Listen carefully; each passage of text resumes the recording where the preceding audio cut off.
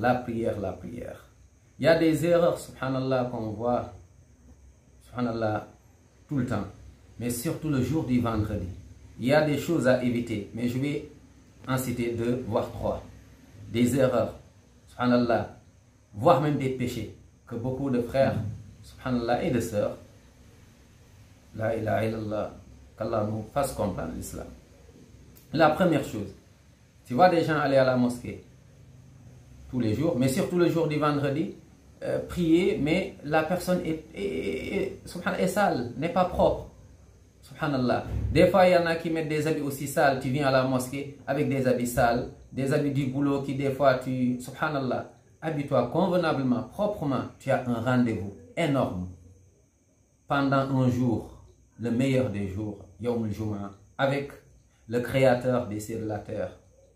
Jalla wa ala. Tu as un rendez-vous. Donc, mets-toi, mashallah, proprement. Habille-toi proprement. Tu viens à la mosquée.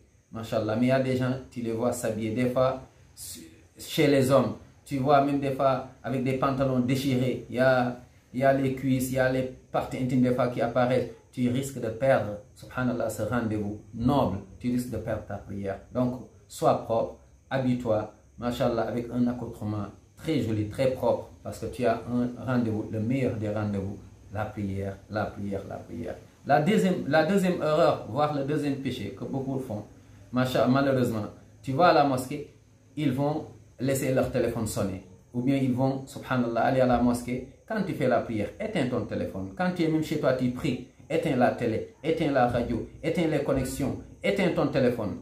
Dans la mosquée, mais surtout encore le jour du vendredi, il y a des téléphones qui sonnent de partout, gauche, droite, des fois aucune concentration, des fois en pleine prière. Subhanallah. Tu t'imagines?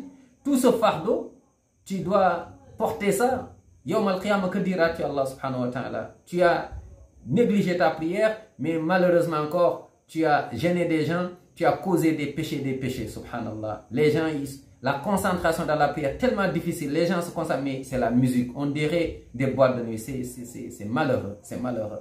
Éteins ton téléphone. Laisse dans ta voiture, chez toi. Ou bien tu as ton téléphone, mais éteins le téléphone dans la prière. Et le troisième péché, le troisième, subhanallah, point dangereux. Tu vois, pendant la prière, l'imam est sur le minbar. Il a commencé la khutbah et il y a des gens qui discutent comme si de rien n'était.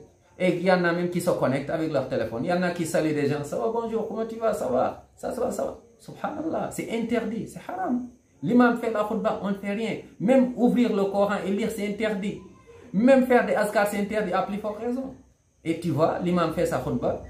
Et les gens, chez les femmes aussi, il y a des femmes qui discutent, qui communiquent, qui rigolent. Ou bien qui sont, on dirait qu'on n'est même pas à la mosquée. Il y en a, on dirait qu'ils sont au marché. Subhanallah. L'imam, quand il fait la khutbah, et tu parles, ta prière est annulée. Ta prière est invalide. Subhanallah. Donc, faisons attention sur ces choses et d'autres.